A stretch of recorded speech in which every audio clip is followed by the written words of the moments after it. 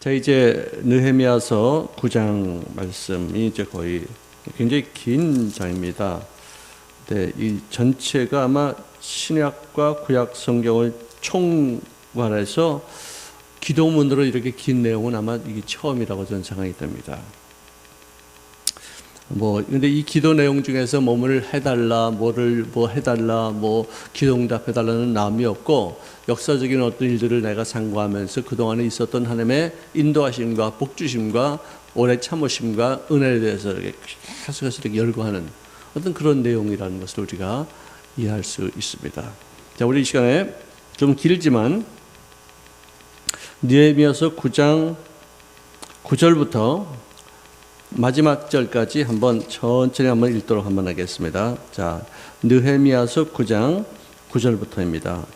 시작. 주께서 우리 조상들이 애굽에서 고난받는 것을 감찰하시며 홍해에서 그들의 부르짖음을 들으시고 이적과 기사를 베푸사 바로와 그 모든 신하와 그의 나라 온 백성을 치셨사오니 이는 그들이 우리 조상들에게 교만하게 행함을 아셨습니다. 주께서 오늘과 같이 명예를 얻으셨나이다. 또 주께서 우리 조상들 앞에서 바다를 갈라지게 하사 자들을 돌을 큰 물에 던짐같이 깊은 물에 던지시고 낮에는 구름 기둥으로 인도하시고 밤에는 불 기둥으로 그들이 행할 길을 그들에게 비추셨사오며 또 시내 산에 강림하시고 하늘에서부터 그들과 말씀하사 정직한 규례와 진정한 율법과 선한 율례와 계명을 그들에게 주시고 거룩한 안식일을 그들에게 알리시며 주의 종 모세를 통하여 계명과 율례와 율법을 그들에게 명령하시고 그들의 굶주림 때문에 그들에게 양식을 주시며 그들의 목마름 때문에 그들에게 반석에서 물을 내시고 또 주께서 옛적에 손을 들어 맹세하시고 주시겠다고 약속하신 땅을 들어가서 차지하라 말씀하셨사오나 그들이 우리 조상들이 교만하고 목을 곧게 하여 주의 명령을 듣지 아니하고 거역하며 주께서 그들 가운데에서 행하신 기사를 기억하지 아니하고 목을 굳게 하며 패역하여 스스로 한 우두머리를 세우고 종되었던 땅으로 돌아가고자 하였나이다. 그러나 주께서는 용서하시는 하나님이시라.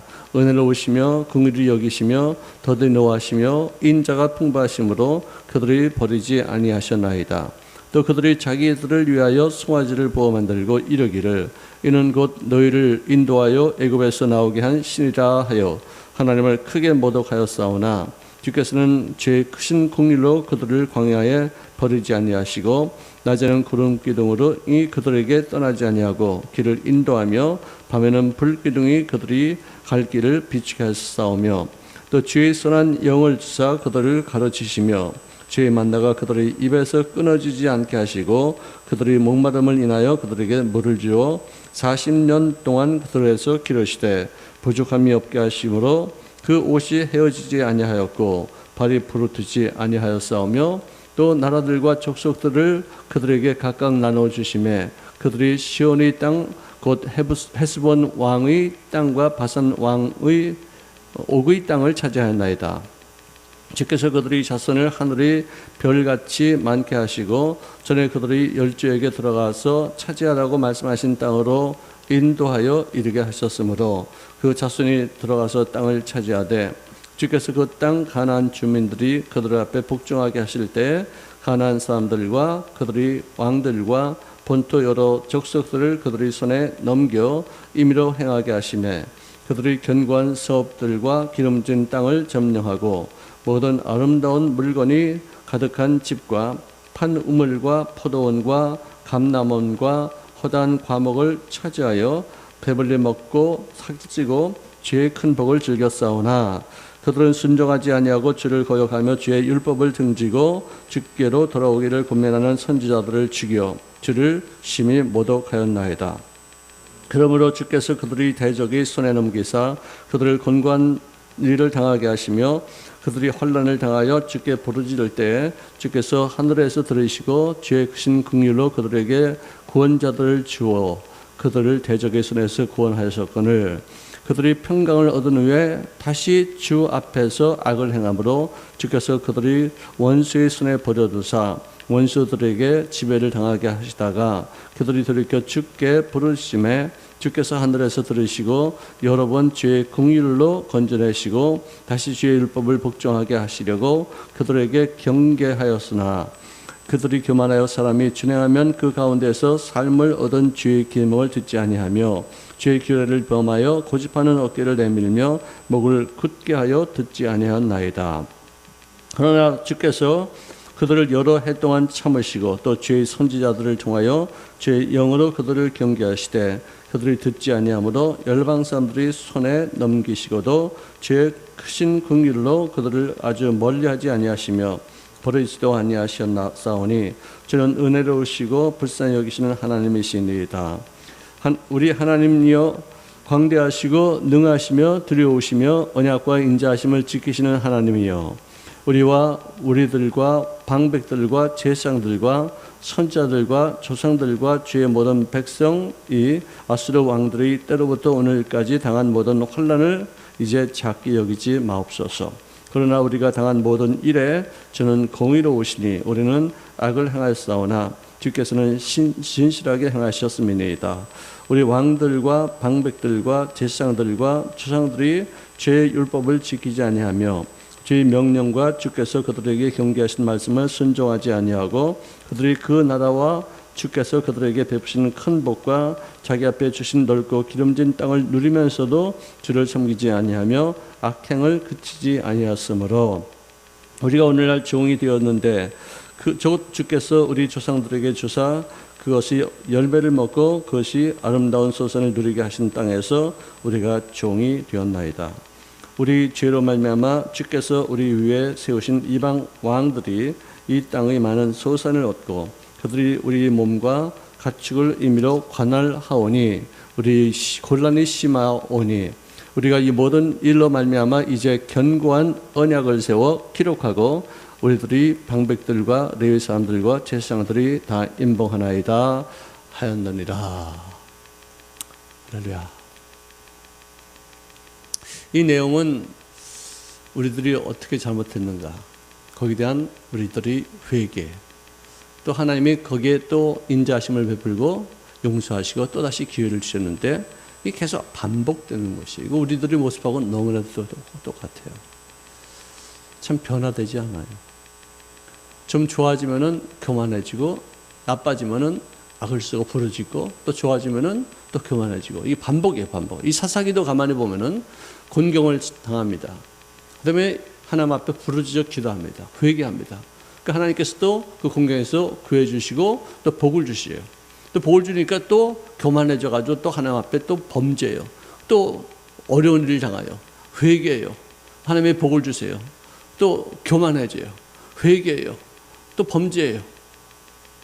참 진짜 이게 계속 아마 사사기에는 그게 6번인가 7번인가 계속 반복돼요.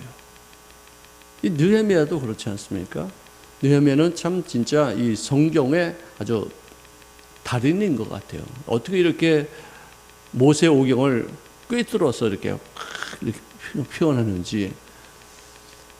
지금도 이 성경학자들이 서기관들이 얼마나, 서기관들이라는 게 뭐냐면 이게 글을 갖다 이렇게 지금은 카피본으로 이렇게 막 이렇게 복사해서 보내주지만 그때는 성경을 원하는 사람들에게 일일이 다 써서 줬대요.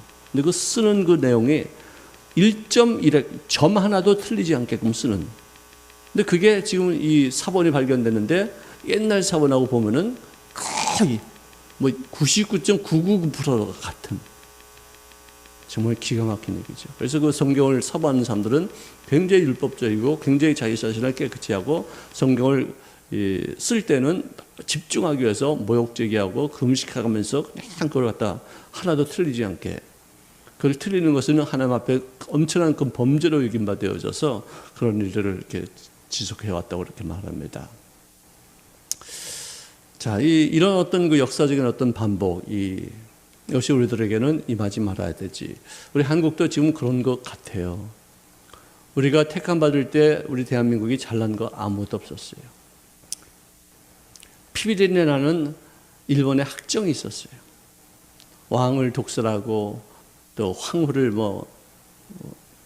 찢어서 그냥 뭐 난자를 해서 불태워 죽이고 합방이 되어지고 나라도 뺏기고 말도 뺏기고 이름도 뺏기고 정말 짓밟히는 어떤 그런 상황 속에서 교회가 출발이 되어지고 그 교회가 엄청난 부흥을 가지고 오게 되어져서 전쟁의 그 포화도 다 우리가 극복하면서 가난과 또 독재를 다 극복하면서 이렇게 좀 살만하지 못하니까 또 교만해져 가지고 이런 코로나 같은 것을 또 이렇게 당하게 되어져요.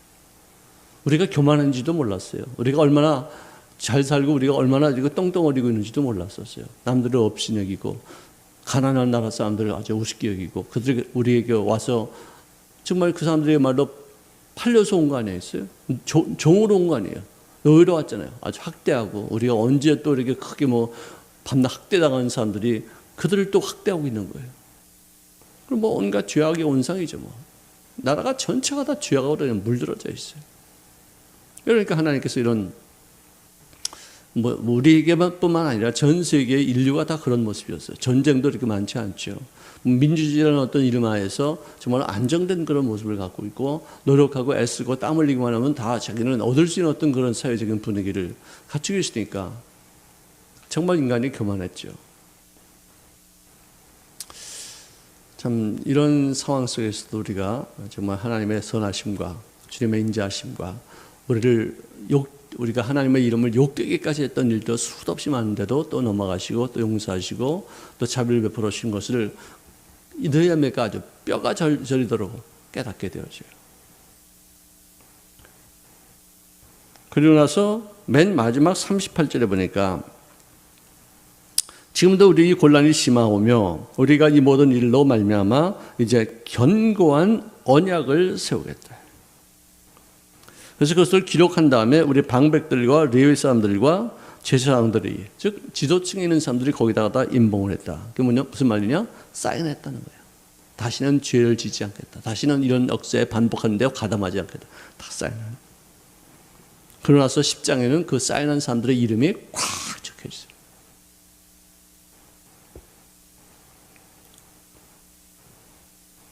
참 기가 막힌 내용. 여러분들 여기서 뭐 이거 해달라 저거 해달라 그런 말은 없어요. 그렇지만 가만히 보면 우리로 하여금 죄짓게 않게 해달라. 우리를 붙잡아달라. 우리로 교만하지 않게 해달라. 하나님 우리가 잘못했어도 죄를 용서해달라. 이런 내용들이 이 속에 다 포함되어 있지 않겠습니까? 우리가 하나님 앞에 나가서 어떤 기도의 제목을 놓고서 기도할 때 기도의 제목이 있고 그 기도에 응답이 이루어진다는 사실은 우리로 하여금 기도하게 하는 어떤 촉발적인 요인이 될 수 있어요. 기도를 하게 만드는 왜?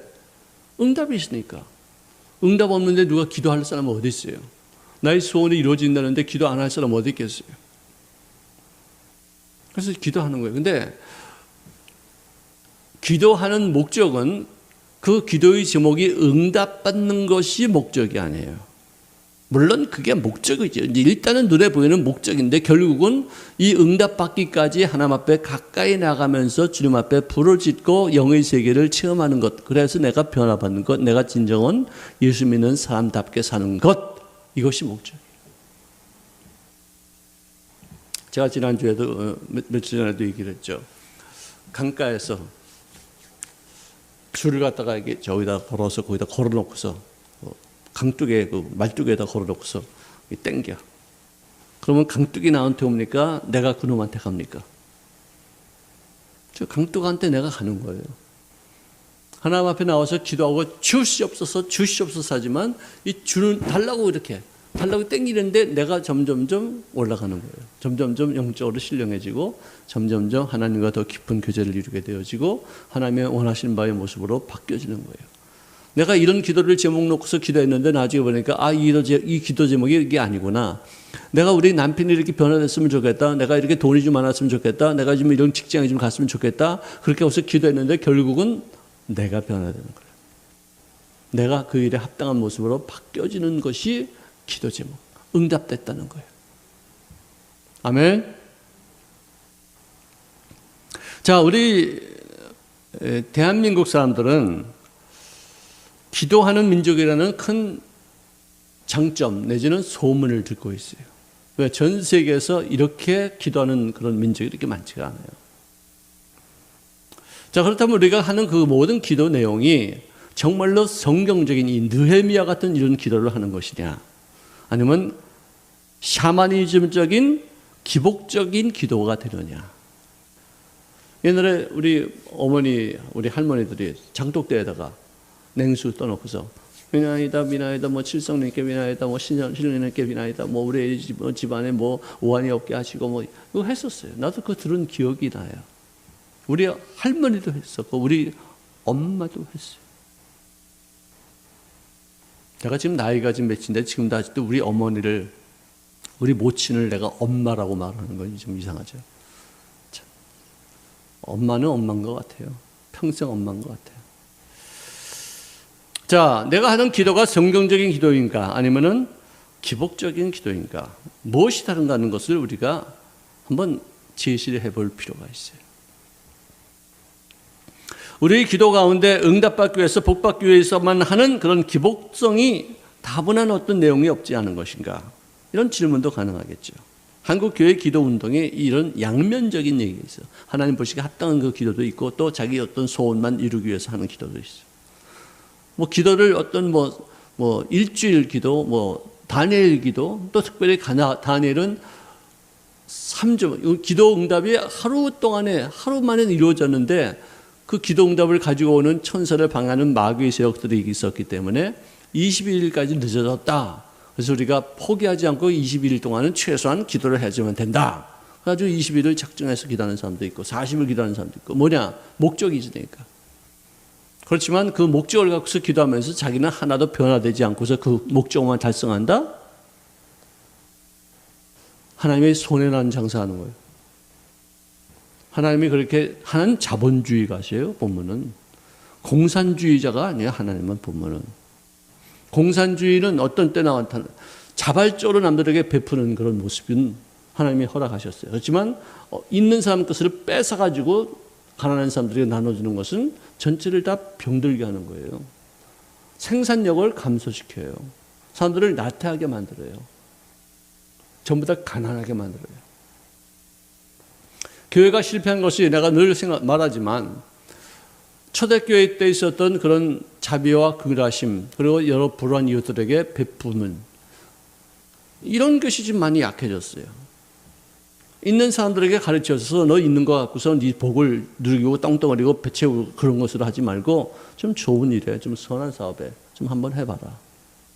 근데 참 쉽지가 않아요. 이번에 그 유소연, 이건 뭐 어떤 그 골프 치는 아가씨가 있는데 30살이 채 안 됐을 거예요, 아마. 유소연인가 뭐. 근데 1등을 했어요. 그 전날 내가 1등 하면은 이 돈을 2억 5천이에요. 2억 5천! 내가 코로나 때문에 불우한 이웃들을 위해서 내가 쓰겠다. 그렇게 마음먹었는데 진짜 한타 차로 이겼어요. 그래가지고 어머니한테도 미리 상의를 했기 때문에 아주 아낌없이 그것을 탁 드리는데 그 어린 아이가 서른도 안 되는 아이예요.